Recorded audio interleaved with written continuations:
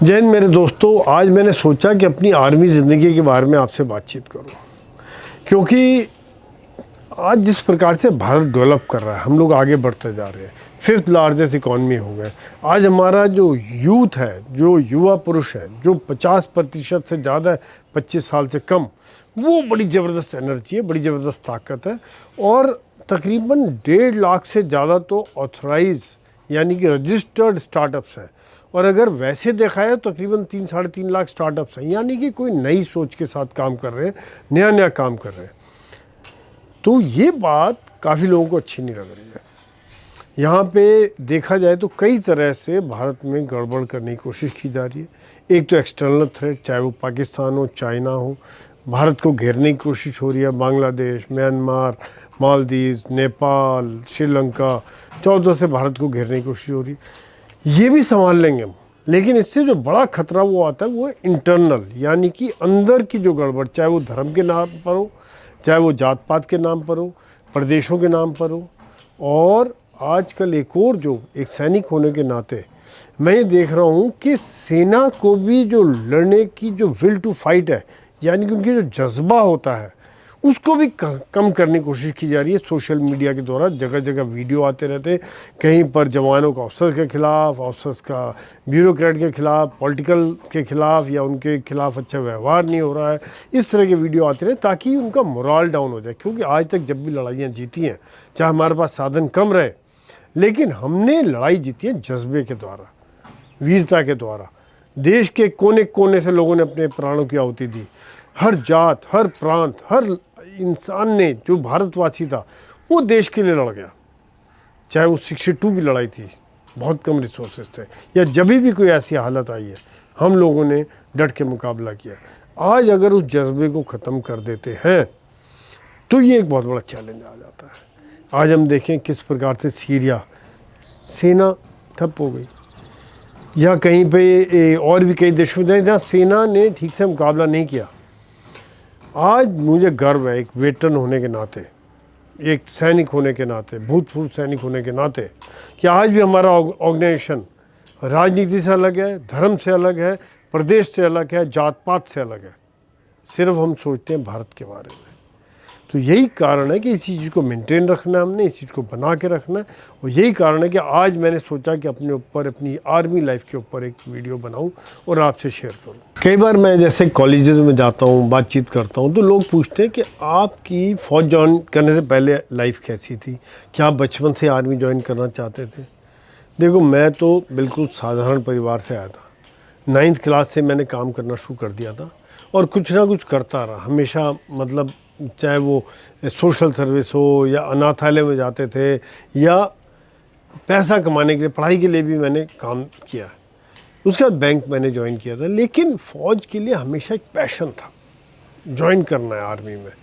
अब वो पैशन क्यों था ये मुझे आज तक समझ में नहीं आया। क्योंकि या तो हमारे घर का माहौल ऐसा था कि हमारे माता पिता ने हमेशा एक देशभक्ति की बातें की, हमेशा हमारे मदर ने जब भी मेरी चाहे कश्मीर पोस्टिंग आई या कहीं भी गए तो कहते बेटे देश की सेवा करो। और वही जब आर्मी में सिलेक्शन हो, बहुत खुश थे वो कि ये देश के लिए जा रहा है। तो ये माहौल बना होता, यही कारण था कि शायद मैं आर्मी ज्वाइन करने की हमेशा से एक पैशन था और ज्वाइन करना चाहता था। और जब मेरा सिलेक्शन हुआ तो बहुत खुश हुआ, मैं बहुत खुश हुआ। और मैंने कहा कि यार अब पढ़ाई लिखाई से भी छुट्टी, क्योंकि कई बार पढ़ाई लिखाई से मुझे बड़ा कष्ट होता था और थोड़ा सा मैं इनडिसिप्लिन भी था, कॉलेज पॉलिटिक्स वगैरह में भी इन्वॉल्व हो जाता था। तो आर्मी ज्वाइन करने के बाद लेकिन मुझे बड़ा धोखा हुआ वहाँ पे, क्योंकि आर्मी एक बड़ा प्रोफेशनल है, इंडियन आर्मी बड़ी प्रोफेशनल आर्मी है, जहाँ पर हमें लगातार पढ़ना पड़ता है, एग्ज़ाम्स पास करने पड़ते हैं, कार्डर देने पड़ते हैं। और जो नए हथियार आ रहे हैं आज, चाहे हम देख रहे हैं ड्रोन के द्वारा लड़ाई हो रही है, या मिसाइल फायर हो रही हैं, या लड़ाई का तरीका ही बदली हो गया है, तो ये सब हमको लड़ने के बारे में सीखना पड़ता है, पूरा नए नए अपडेट करते रहना पड़ता है। फिर इसके अलावा हमारी पहाड़ों में अलग तरह से लड़ाई, मैदान में अलग तरीके से लड़ाई, राजस्थान में अलग तरीके से लड़ाई, अटैक अलग, डिफेंस अलग, पेट्रोलिंग अलग, एम्बुश अलग, इस एड टू सिविल अथॉरिटी, जहाँ सिविल अथॉरिटीज़ को मदद करना है कि बोरवेल से निकालना, रेलवे एक्सीडेंट हो जाए या पुल बनाना, हर तरह के काम में अलग तरह की ट्रेनिंग चाहिए होती है। यानी कि हमको कंटिन्यूसली अपने आप को अपडेट करते रहना पड़ता है। जहाँ पर कि मैंने सोचा था पढ़ाई नहीं करनी पड़ेगी, लेकिन आज तक मैं पढ़ाई करता जा रहा हूँ। जब मेरा सिलेक्शन हुआ तो मैं बैंक में पहले से था, इसलिए मैं OTA के लिए ऑप्ट किया था और मैं OTA चेन्नई पहुँचे थे। मई के महीने में मैंने वहाँ रिपोर्ट किया था। बड़े खुश कि अब तो भाई अफसर हो गए, 2 स्टार लग जाएंगे, लेफ्टिनेंट बन जाएंगे, जाके फ़ौज में करेंगे, अपना ऐश करेंगे, लीडरशिप करेंगे, कमांड करेंगे, अफसर बन गए। एकेडमी पहुँचते ही झटका लगा बड़ा। पहले तो उन्होंने हमारे बाल कटा दिए, मूछें उड़ा दी और सुबह से शाम तक जो भगाया मई की गर्मी में, शाम तक होते होते हमारे हुलिया बदली हो गया। शक्ल शीशे में देख के खुद को डर लग रहा था, कहाँ आ गए हम। बिल्कुल ही जो लोग जितने स्मार्ट बन के आए थे, सब कुछ उनको बराबर कर दिया गया। कारण था कि चाहे वो अमीर घर से हो, गरीब से हो, शहर से हो, गाँव से हो, सब एक लेवल पर आ जाए। सबको एक जैसी ड्रेस दे दी गई, बिस्तर, कंबल, सिविल ड्रेस भी एक जैसी दे दी गई। कारण यही था कि सब बराबर आ गए। उसके बाद एक हमें मग दिया गया। तो मग का जो आपने देखा होगा कई बार पिक्चरों में, एक वाइट मग होता है, उससे अमिताभ बच्चन वगैरह कहीं बियर पी रहा है या कुछ पान जूस पी रहे हैं, कुछ ना पी रहे हैं। वो एक अकेला मग था जिससे हमें सब कुछ करना था। पानी भी उससे, चाय भी उससे, जूस भी उससे, अगर नहाना भी उससे, वॉशरूम जाना है तब कोई जेट वगैरह नहीं होते थे, तभी वही यूज़ करो। यानी कि आज जो हमारे 10 किस्म के मग होते हैं, ये सब कोई लग्जरी नहीं, एक मग इस्तेमाल करो। क्योंकि उसका कारण ये था कि हम उस चीज़ से ऊपर उठ जाएं। जब हम लड़ाई में जा रहे हैं, कहीं हम 10 तरह की चीज़ें नहीं ले जा सकते। मिनिमम सामान में हमने सरवाइव करना है, तो एक मग बहुत होना चाहिए हमारे सब कामों को पूरा करने के लिए। तो इन सब चीज़ों से उठने के लिए सब किया गया, ताकि सब बराबर रहें। ये छोटी मोटी चीज़ों से हम उठ जाएं, इनके लिए परेशान ना होते रहें। साथ साथ फिर जो ट्रेनिंग शुरू हुई, फिज़िकल फिटनेस शुरू हुआ, भगाना ट्रेनिंग, हथियारों की ट्रेनिंग, क्लासरूम ट्रेनिंग, हर तरह की ट्रेनिंग होती रही। और 10 महीने में जब पास आउट हुए, 10 महीने जब पास आउट हुए, तो मैंने ज़िंदगी का चेक देश के नाम लिख दिया था कि मुझे जहाँ मर्जी भेज दो, कोई चिंता नहीं। पहाड़ों में, समुंदर में, जहाँ मर्जी भेजो। ये कसम खा ली हमने, कॉन्स्टिट्यूशन की कसम खाई, किसी धर्म पार्टी की कसम नहीं खाई, देश के कॉन्स्टिट्यूशन की कसम खाते हैं। उसके बाद जज्बा वो आ जाता है जिसमें मुझे विक्रम बत्रा की याद आती है, जिसने कहा था कि या तो मैं तिरंगा फहरा कर आऊँगा या तिरंगे में लिपट कर आऊँगा, पर आऊँगा जरूर। ऐसा जज्बा देशभक्ति का जब पास आउट होते हैं, वो दिलों में होता है। या मनोज पांडे ने कहा था, आपको याद होगा, मेरा हीरो है वो, उसने कहा था कि अगर मुझे अपना शौर्य सिद्ध करने से पहले मौत भी आती है, तो कसम से मैं मौत को मार दूंगा। क्या बात है, क्या जज्बा है, क्या फीलिंग है। ये फीलिंग अगर आ जाए सब में, यही कारण था कि मैंने आप लोगों से ये बात शेयर करना चाहता था मैं आज। इसके बाद मैं कमीशन मिला मुझे, और यूनिट की मेरी पहली पोस्टिंग उड़ी में आई है। उड़ी आपने पिक्चर भी देखी होगी, वहीं पे मेरे सीमा पे डिप्लॉयड थे पाकिस्तान के साथ। और मैंने कहा अब तो अफसर बन गए, वो रगड़ा ख़त्म, भगदड़ ख़त्म, पसीना ख़त्म, अब अफसर बन के मेस में जाएंगे, मज़े लेंगे। पर वहाँ भी झटका लगा। यूनिट में पहुँचे, कहा मेस वगैरह कुछ नहीं, पहले आप जवानों के साथ रहो और उनके साथ गड्ढे खोदो, ड्यूटी दो, क्वार्टर गार्ड में खड़े हो, पेट्रोलिंग करो, एम्बुश करो, सीमा पर ड्यूटी दो, जो काम वो करते हैं सब काम हमने करना है। इसका कारण है, बहुत चीज़ें सिखाती है फौज की, और जो ड्रिल है हमारी सिखाती है कि, क्योंकि मैं कुमाऊँ रेजिमेंट में गया था। अब कुमाऊँ का मुझे पता नहीं, मैं तो प्लेन से पंजाबी आदमी, मुझे क्या पता कुमाऊनीज के क्या दर्द, क्या उनकी प्रॉब्लम। तो वो ताकि हम उनके साथ रहें, उनकी जो भावनाओं को समझें, उनके इश्यूज़ को समझें। वो कहीं पे किसी का घर होता था, सड़क से 4 घंटे पैदल चल के उसका घर आता था, या फिर डीप इनसाइड कहीं बागेश्वर के आगे, पिथौरागढ़ के आगे धारचूला, कहाँ कहाँ रिमोट एरियाज़ में घर थे, जहाँ तक उस समय में रोड भी नहीं थी, वहाँ वो रहते थे। ये सब प्रॉब्लम्स को हमें समझना, ताकि हम उनको समझ और वो हमें समझ लें। वो इस तरह से ट्रस्ट बिल्डअप होता है। ये जो ट्रस्ट है, यही बड़ा ज़रूरी है, जिसके कारण ही जब मैं अपने आप को प्रूव करता हूँ, अफसर बन के कोई ऑर्डर नहीं मानता। ऑर्डर मानते हैं कि कि जब मैंने अपने आप को प्रूव कर दिया, उन्होंने मेरे ऊपर भरोसा कर लिया, तब वो 125 आदमी जो मेरे कंपनी में है वो मेरे एक हुक्म पे जान देने के लिए तैयार रहते हैं। किस कॉर्पोरेट वर्ल्ड में ऐसा होता है कि आपके ऑर्डर पे कोई जान देने को तैयार हो जाए? यहाँ कोई सेल टारगेट नहीं है, यहाँ पर कोई आपके एचआर के इश्यूज नहीं है, यहाँ पर इशू है देश के लिए जान देने के लिए तैयार। और तब होते हैं जब उनको आपकी लीडरशिप पे भरोसा है, जब उनको पता है कि आप निष्पक्ष हैं, जब उनको पता है आप ट्रांसपेरेंट हैं, जब उनको पता है जो आप डिसीजन ले रहे हैं सोच समझ के ले रहे हैं, जब उनको पता है कि आप उनके साथ खड़े होंगे, तब ये जज्बा आता है, तब ये फीलिंग आती है, तब वो आपके साथ लड़ते हैं। चाहे वो कारगिल का युद्ध हो, 71 की लड़ाई हो, कभी भी हो, साथ मिल के आगे बढ़े और लड़ाई लड़ी है और जंग जीती है। बाद में मैंने सारे टेस्ट पास किए, वो हवलदार नायक का टेस्ट, हवलदार का टेस्ट, सूबेदार का टेस्ट, तब मुझे मेस में एंट्री मिली 3 महीने के बाद। तब तक लोग भी समझ गए थे और मैं भी लोगों को समझ गया था। ये कैमरेडरी बिल्डअप करने के लिए बहुत ही ज़रूरी है। ये फैक्टर आता है कि क्या सबसे ज़रूरी चीज़ है एक लीडर के लिए फ़ौज में। जैसे मैंने बताया कि ट्रस्ट फैक्टर होना चाहिए, भरोसा होना चाहिए लीडर का टीम पर, टीम का लीडर पर, क्योंकि लीडर को अगर टीम के बारे में पता है, उसको पता है मैंने किसको क्या काम देना है। बॉम्बे में ताज में अटैक हो, उसको मालूम कि ये कमरे रूम इंटरवेंशन है, लोग उसके अपने लीडर के इशारों को समझ रहे हैं, वो जो कर रहा है उनको लीडर समझ रहा है, उसको पता है कैसे करेंगे, क्या करेंगे, कब करेंगे। मैं जब ऑपरेशन में जाता था मिलिटेंट्स के अगेंस्ट या सीमा पर, मुझे भी पता होता था कि ये यहाँ पे बैठा हुआ है, इसका काम है कोई भागते हुए मिलिटेंट को रोकना, मारना, इसका काम है यहाँ पे एम्बुश लगाना, ये मेरे सपोर्ट सिस्टम है, यहाँ हम लोग आगे बढ़ेंगे घर की तरफ, ढोक की तरफ, पूरा सिस्टम के साथ सब लोग हम प्लानिंग के साथ करते हैं। ये एक भरोसा होता है, तभी इस तरह से काम होता है। उन्हें पता है कि ये करेगा, ये पीछे नहीं हटेगा। और कई बार ऐसा भी होता है कि लोग पूछते आपको डर नहीं लगा? देखो, सबसे पहले मेरी उड़ी में पोस्टिंग आई थी, तो जब फायर आ रहा था हमारे ऊपर, गोलियां आ रही थी, तो पहली बार मुझे लगा कि अरे ये गोली शुरू हो गई, ऊपर से निकल रही गोलियाँ, तो थोड़ी सी सांस तेज हुई थी। पर एज ए लीडर आप डर दिखा नहीं सकते, आपको हल्का सा फीलिंग हो रही है। वो चीज़ फिर 2 मिनट में जब वो आई ना कि मैं लीडर हूँ, ये सब मेरी तरफ देख रहे हैं, वो कहानी ख़त्म हो गई, डर भाग गया। उसके बाद वो दिन और आज का दिन है। तब बंदा हमेशा सोच समझ के काम करता है। जब भी लड़ाई होती है, कहाँ मैंने पोजीशन लड़ी है, फायर आ रहा है, कहाँ से मैंने चुपके करना है, किस प्रकार से अपने जवानों को भी बचाना है और किस तरह से हमने दुश्मन को मारना है, ये सब बातें फिर होती हैं। दूसरी बात जो लीडरशिप की है वो है कि जिम्मेदारी लेना, फैसला लेना। लोग आपकी तो फैसले के देख रहे हैं। कई बार हम देखें देश में भी लोग फैसला नहीं लेते।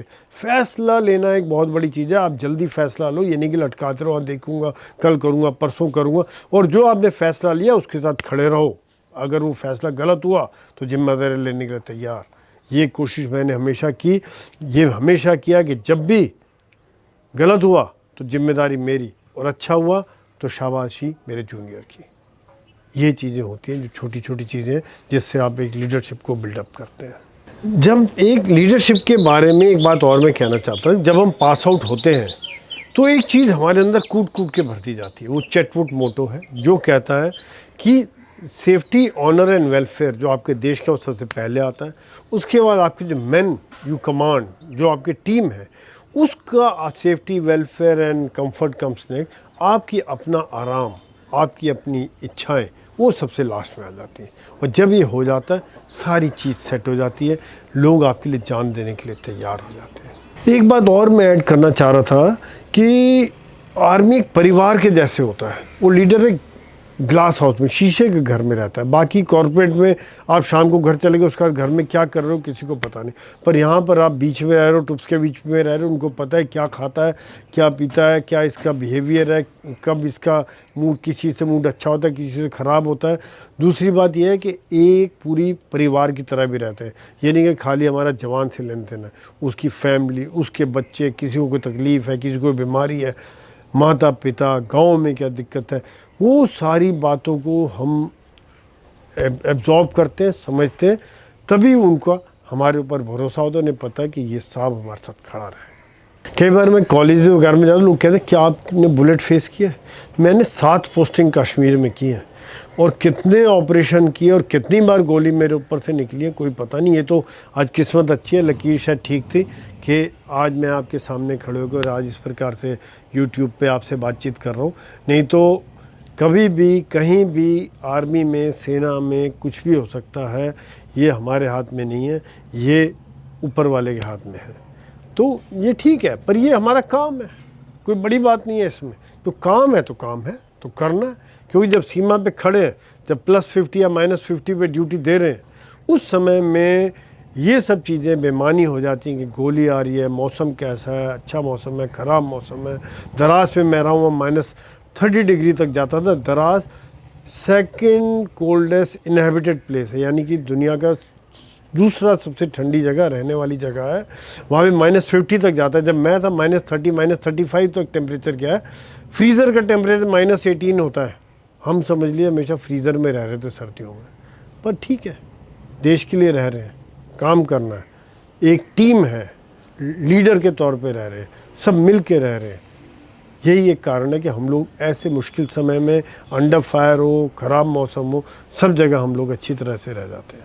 आजकल जिस तरह से देश में माहौल देख रहा हूँ, सोशल मीडिया में, धर्म में एक दूसरे के खिलाफ बुराई, डर, वायलेंस, दुनिया भर के वीडियोस निकल रहे हैं, डर फैलाया जा रहा है, जात पात का डर फैलाया जा रहा है। मैं बड़ा दुख होता है, क्योंकि हम तो सेना में रहे हैं, हम इन चीज़ों से ऊपर रहे। मेरे दोस्त ब्रिगेडियर फारूक, वो मंदिर में दंडवत प्रणाम करता था।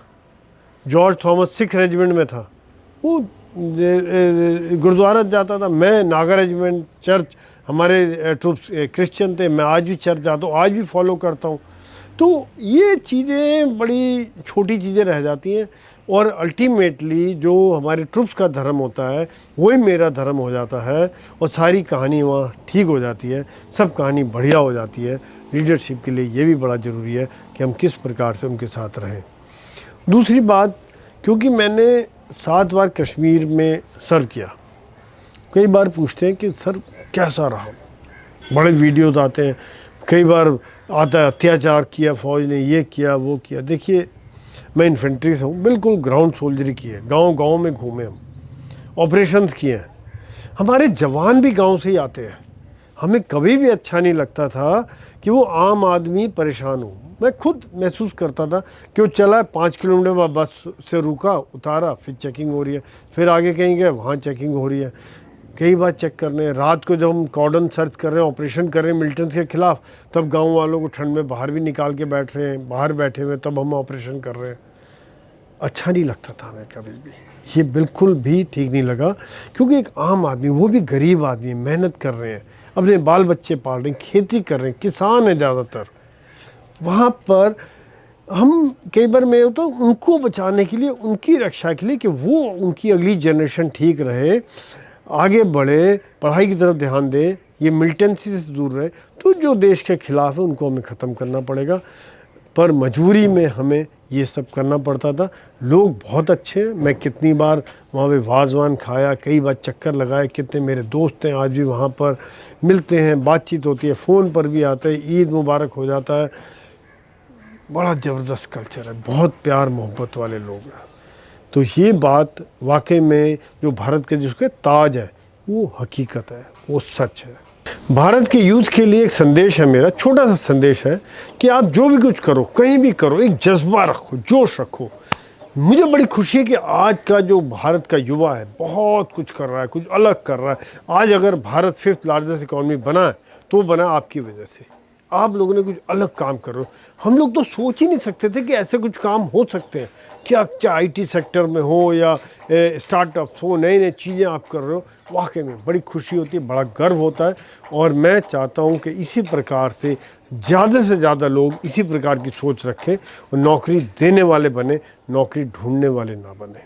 कई बार ये भी लोग पूछते हैं कि आप लोगों के लिए क्या मैसेज देना चाह रहे हैं, एक सैनिक होने के लिए आते क्या बोलना चाहेंगे।